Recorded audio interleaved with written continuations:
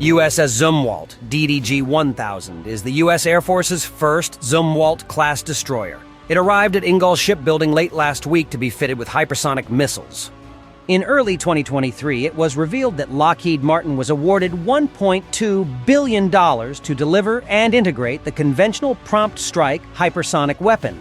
The U.S. Navy plans to begin testing next year, and the USS Zumwalt, DDG-1000, will be equipped with hypersonic missiles in 2025. Conventional prompt strike requires larger launchers than the Mk-41 vertical launch system. The missile uses the same airframe as the Long-Range Hypersonic Weapon, which Lockheed Martin is developing for the U.S. Army.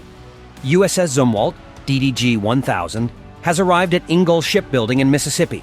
The U.S. Navy said the modernization process will allow the destroyer to remain one of the most technologically advanced ships in the service's inventory.